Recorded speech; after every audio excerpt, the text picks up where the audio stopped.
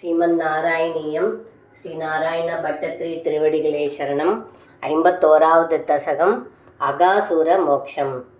கதாச்சன வ்ரஜ சுசுபிஸ் சமம் பவான் வனாசனே விஹிதமதிப்ரகேதராம் சமாவ்ருதோ பகுதரவத்சமண்டலைः सधेमनैर्निरगमदीस जेमनैः विनिर्यतस्तव चरणाम्बुजत्वया उदञ्जितं त्रिभुवनभावनं व्रजः महर्षयपुलगधरैकलेभरैः उदूहिरे धृतभवदीक्षणोत्सवाः प्रचारयत्यविरलसात्वलेतले पशून् विभो भवति समं कुमारगैः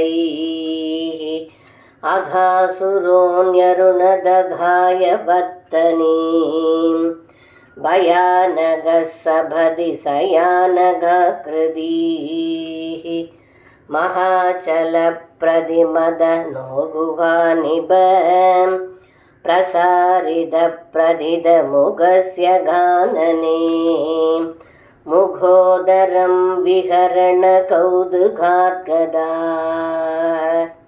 कुमारगा किमपि विधूरगे त्वयि प्रमादद प्रविशदि पन्नगोदरं क्व दद्धनौ पशुपकुले स्वात्सगे विधन्नितं त्वमभिविवेशितः प्रभो सुहृज्ञनं विशरणमासुरक्षितुं कलोदरे विपुलितवश्मना त्वया महोरगेलुडदि निरुद्धमारुदे धृतं भवान् विदलितकण्ठमण्डलो विमोचयन् पशून् विनिर्ययौ क्षणं दिवि त्वद्भखमात्तमास्थितं महासुरप्रभवमहो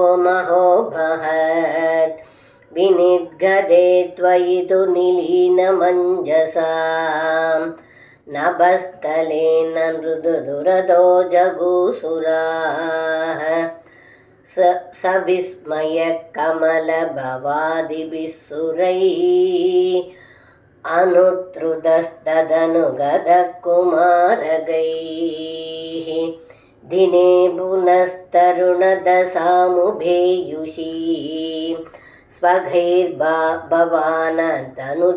भोजनोत्सवम् विशानिकामभिमुरळीर्निदम्बगे निवेशयन् कबलधरकराम्बुजे प्रघासयन् कलवचनैकुमारगान् बुभोजितत्रिदसघनैर्मुधानुदः सुहासनं द्विहतव गोपमण्डले महासनात् प्रियमिव देवमण्डले इति स्तुतस्त्रिदशवरै जगत्पदे मरुत्पुरी निलय गदात् प्रभाहि माम्. सर्वं कृष्णार्पणं. श्री गुरुवायूरप्पन् तिरुवडिगळे शरणम्.